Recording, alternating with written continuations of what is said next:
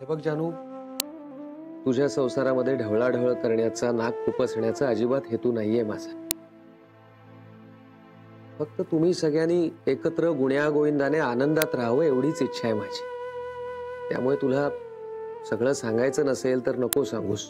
फक्त एकच सांग मला, तू आणि श्रीने वेगळी चूल मांडायचं नाही ना ठरवलंय? नाही नाही, असं काहीच नाहीये.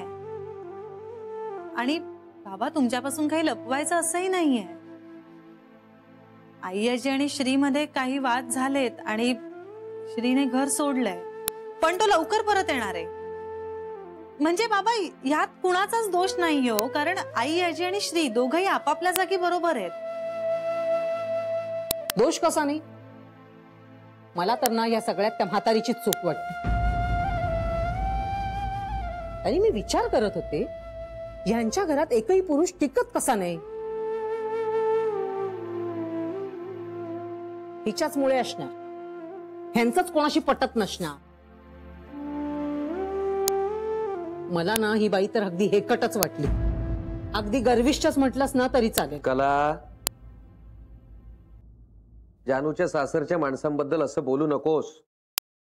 म्हणजे विशेषतः आपण त्यांना पुरेसं ओळखलेलं नसताना त्यांच्याविषयी असं बोलणं योग्य नाही. आई आई आजी अशा नाहीयेत. बाबा डॉक्टरांच्या इथून फोन होता, गर्दी कमी झाली तर या म्हणाले. मी स्वतः जाऊन बघून आलो. अगदी दुसराच नंबर आहे आपला. चलूया? हो चल, जाऊया. आरामात. हे घ्या बघाठी.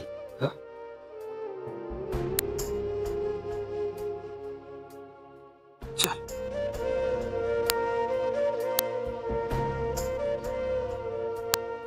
मी येतो. जावई बापूंची आणि घरच्यांची काळजी घे. आणखी काय सांगू, तू समंजस आहेस.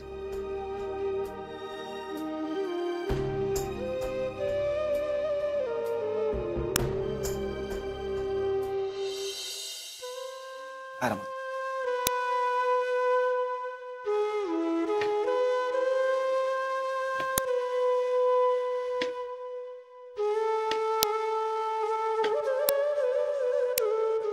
मी एक म्हटलं ना की हे दोन म्हणणारच. पण तुझं काही चुकलेलं नाही. तू अगदी बरोबर केलेस. बघू, श्री परत येईपर्यंत असं नाही म्हणता येणार. जावई बापू येतील तेव्हा येतील, हे त्यांच्या मर्जीचे मालक. पण तू बाई काही घर सोडून गेली नाहीस ना, हे मात्र फार उत्तम केलंस तू. उगीच ह्यांच्या भांडणात तुझी फरफट कशासाठी? आणि हे एवढं मोठं छान घर सोडून फुकट त्या दळभद्री हॉटेलात कशाला राहायला जायचं? त्यांना काय वाटलं आपल्या प्रॉपर्टीवरचा हक्क सोडायला आमची जानू काय वेडी आहे? त्यांना आला असेल पैशामुळे गर्व, पण आम्ही गरिबीमुळे शहाणपण शिकलोत म्हणावं. आई काय बोलतेस तू? कुणालाही कसलाही गर्व आलेला नाहीये. आणि माझ्या घरच्यांबद्दल असं माझ्यासमोर बोलत जाऊ नकोस, मला आवडत नाही. अगो बाई, आता ते सगळे तुझ्या घरचे झालेत का? मग आम्ही कुठले दारचे? आई वडील आहोत आम्ही तुझे. तुझ्या भविष्याची काळजी नाही वाटणार आम्हाला? कुणाच्या भविष्याची काळजी करतेस ग तू?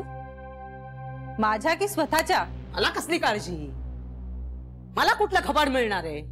तुझी त्या घरात पत राहावी, किंमत राहावी म्हणून बोलले मी. त्याचं करावं भलं ना, तो म्हणतो आपलंच. अगं, आमच्या लग्नात सोन्याची जर असलेली साडी आणि चंद्रहार घेतलास ना मागून आई आजींकडून,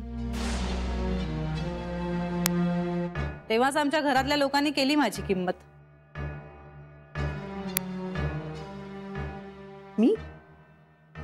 मी मागितली? आता विसरायलाही लागलीयस का तू? नाही, पक्क लक्षात आहे माझ्या. अगदी अगदी पक्क लक्षात आहे. मी मागितली नव्हती, त्यांनी आपणहून दिली. गोखल्यांच्या विहीणबाईंचा रुबाब दिसला पाहिजे ना, म्हणून त्यांनी स्वतःहूनच दिली होती मला. जशी श्रीने आपणहूनच आपल्या घराची बिलं भरली तशीच का? आणि त्याने आपणहूनच तुला पैसेही आणून दिले तसंच का? पण मी मागितले नव्हते. मी खरंच त्यांच्याकडे एवढे पैसे मागितले नव्हते. आता त्यांनी आपणहूनच माझ्या हातात टेकवले तर मी काय करू? भोळेपणाने त्यांच्यावर विश्वास ठेवला मी. मला काय माहित या सगळ्याचं खापर शेवटी माझ्यावरच फुटेल म्हणून. अगं, पण तरी का मागून घेतलास तो हार स्वतःहून? का अडून राहिलीस त्या साडीसाठी? खोटा बोलतेय ग ती म्हातारी, खोटा बोलतेय जानू. अगदी दादांचं खोटं बोलतेय. स्मृती वंश झालाय तिला. अगं तिनंच दिलं ग सगळं. तिच्या घरात भांडणं होत आहेत ना, म्हणून आपल्या घरात भांडणं लावायला निघाली ती. आई बास. आई आजी कधीही खोटं बोलत नाहीत. साक्षात ब्रह्मदेवाने जरी येऊन मला सांगितलं ना, तरी मी यावर विश्वास ठेवणार नाही. माझा जितका विश्वास आपल्या बाबांवर आहे तितकाच विश्वास आई आजींवर सुद्धा आहे. त्यामुळे त्यांच्या विरोधात बोलण्याचा प्रयत्न करू नकोस. मी ऐकून घेणार नाही. खूप मोठ्या मनाच्या आहेत त्या आई. आपल्या घरात भांडणं लावायची त्यांना गरजही नाहीये. आणि आता जनाची नाही तर निदान मनाची लाज वाटत असेल तर तो हार आणि ती साडी आई आजींना परत देऊन ये. जानू ऐक बाळा, असं काय करतेस? मी तुझी शपथ घेऊन सांगते, हे असं काही झालेलं नाहीये. आणि असं कुणीतरी काहीतरी दिलेलं ते त्यांना परत देणं बरं दिसत नाही ग. तुझी शपथ जानू. माझी खोटी शपथ घेऊ नकोस असंही म्हणता येत नाही. कारण तुला मुळात माझ्याबद्दल काही वाटत असतं तर तू अशी वागलीच नसतीस. असो, तो चंद्रहार आणि ती सोन्याची जर असलेली साडी आई आजींना परत नेऊन दे.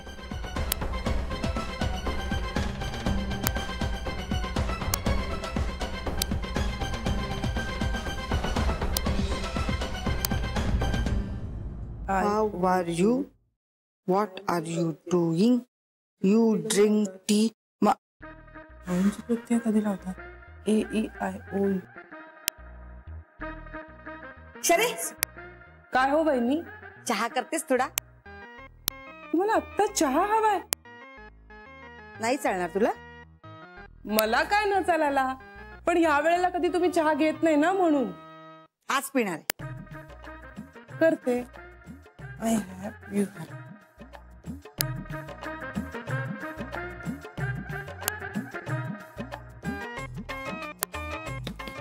हा, आलं घालू चहात?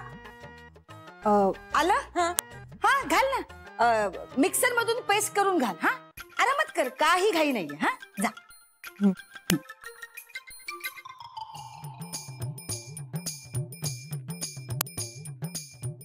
वहिनी, हा, मी काय म्हणते, गेले बरेच दिवस ना मी तुमच्या हातचा चहा प्यालेले नाहीये.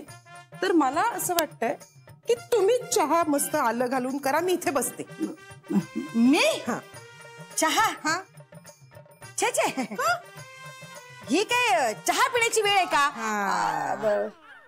ही अभ्यास करायची वेळ आहे वहिनी. तेच तर ना, माझा अभ्यासच होत नाही कशोर.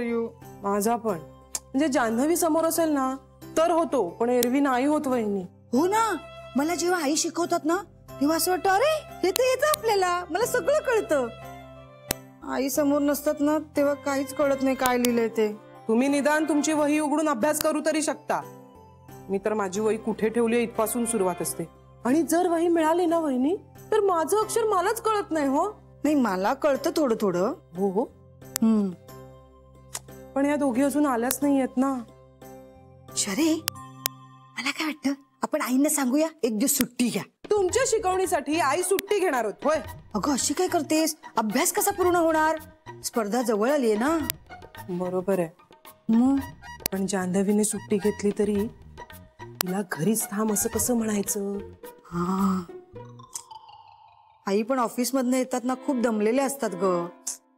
पण अभ्यास पण महत्वाचा आहे ना. मग अभ्यास तर महत्वाचा आहेच. मग आयडिया काय? आई आल्या ना की आपण आई आल्या.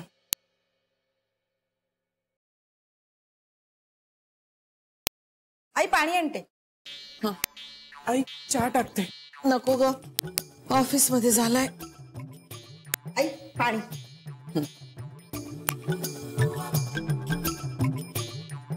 आई अजून पाणी आणू?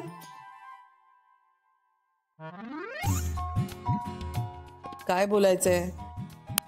नाही, तुम्ही ऑफिस मधून आलात ना, खूप दमला असाल.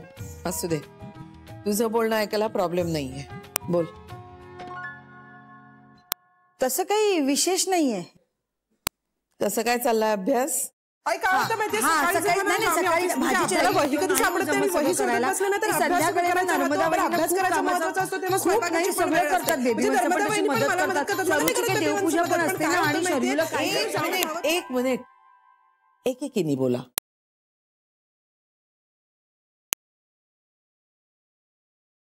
सकाळी ना आई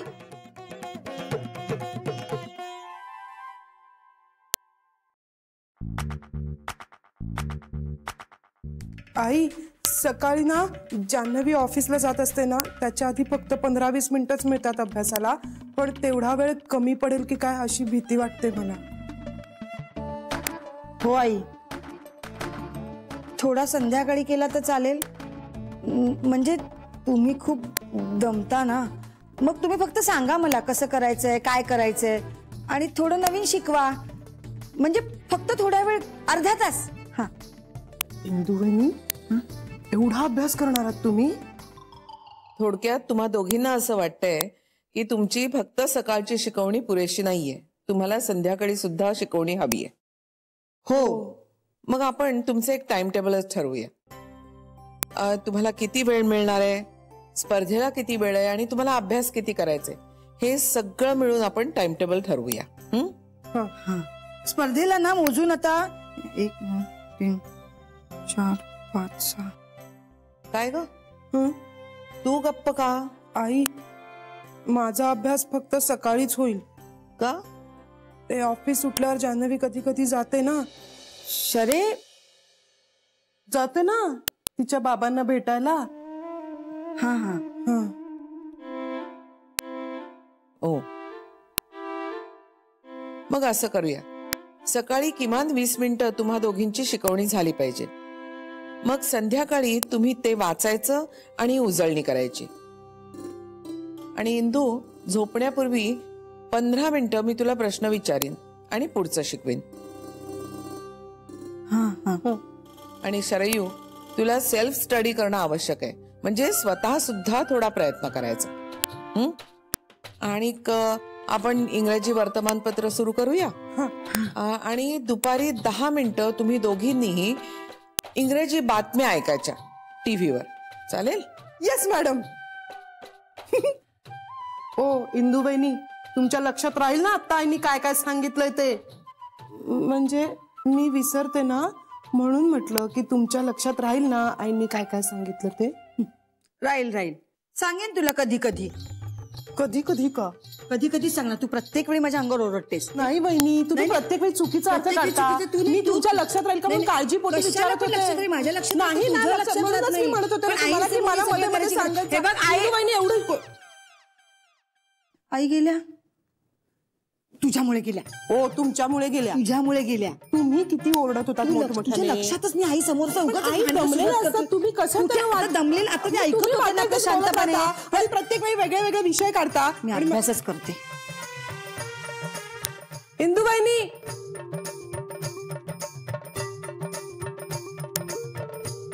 AEIOU या अक्षराने सुरू होणारे शब्द असतील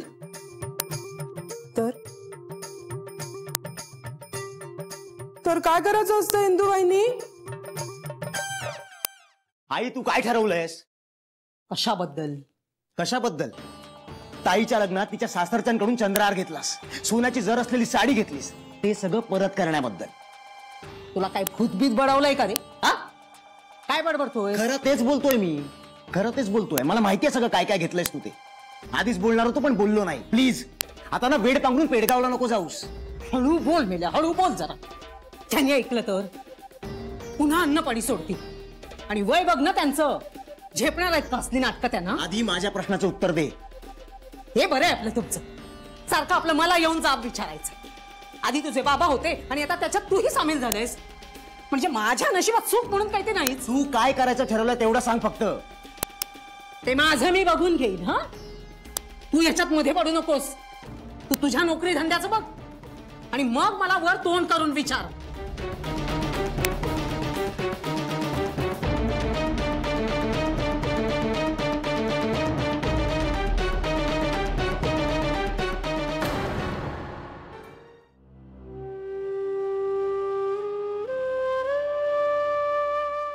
पटलं ना तुला? म्हणजे हत्तीचा विचार मनात यायला नको असं म्हटलं ना तरी हत्तीच डोळ्यासमोर येतो. आणि किती वेळा खेळलो माहिती हा गेम. आणि बेबी,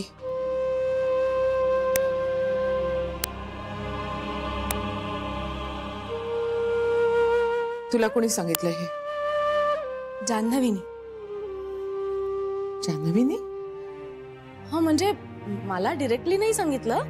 तिने शरयूला सांगितलं, शरयूने इंदू वहिनीला सांगितलं आणि मग त्या दोघींनी मला आणि नर्मदा वहिनीला सांगितलं आणि असं तुझ्यापर्यंत येऊन पोचलं. पण किती इंटरेस्टिंग आहे ना.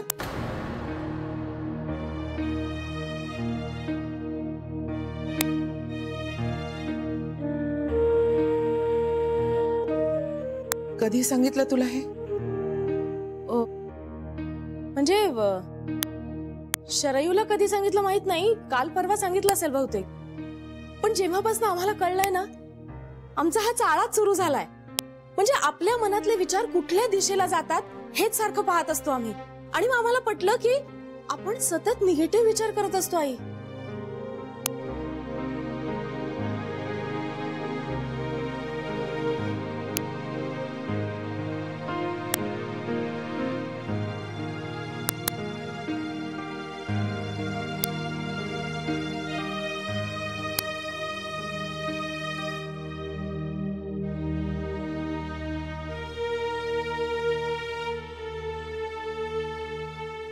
आई हे सगळं असं सोप्या भाषेत सांगितलं ना की पटतं आणि मग लक्षातही राहतं नाही का?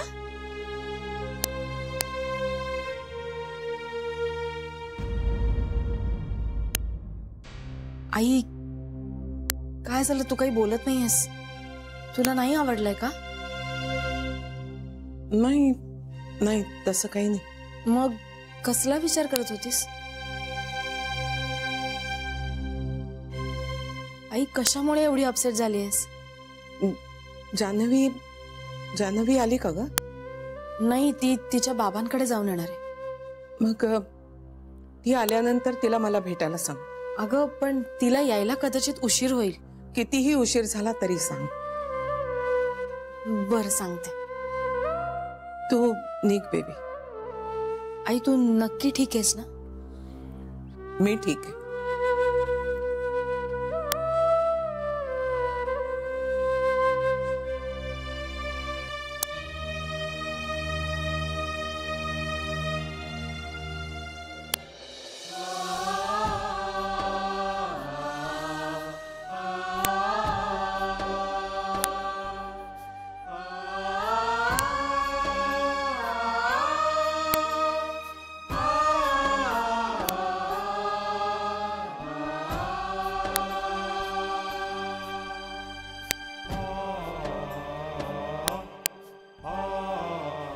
अगं तुला भास होत नाहीये.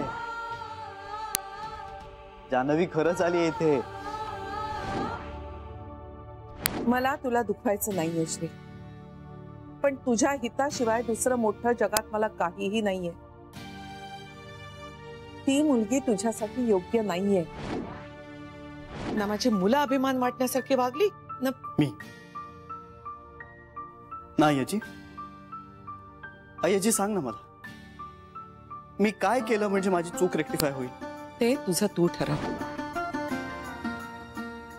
आजच्या आज हे घर सोडतोय आणि जोपर्यंत मी या घरात राहून बसलेली क्रेडिबिलिटी परत मिळवत नाही, तोपर्यंत मी या घरात परत येणार नाही. तुला माहितीये आज मी आय्याजींना लॅपटॉपवर काम करायला शिकवत होते. आणि आय्याजी कितीही कठोर आहेत असं दाखवत असल्या ना तरी पण खूप गोड आहेत रे मनातून. म्हणजे अगदी फणसासारखे आहेत. बाहेरून काटेरी आणि आतून अगदी गोड. हे तू मला सांगतेस माझ्या आजीबद्दल, जिच्या बरोबर मी माझ्या आयुष्याची 28 वर्ष घालवली. अरे पण मला आत्ताच उलगडायला लागल्यात ना त्या. अरे पण नुसतं छत मिळून काय उपयोग श्री? चित्रातल्या भिंती आणि छत दिसलं तरी ते चित्रच असतं ना. श्री आणि घर माणसांनी बनतं. ती माणसं आपलं जग असतात आणि त्यालाच घर म्हणतात. बरोबर करतोय ना मी. आतापर्यंत तरी मला जे हवंय तेच घडतंय. कारण काही असो, पण आजी आणि जान्हवी मधल्या आबोल्याच्या भिंती कोसळतायत.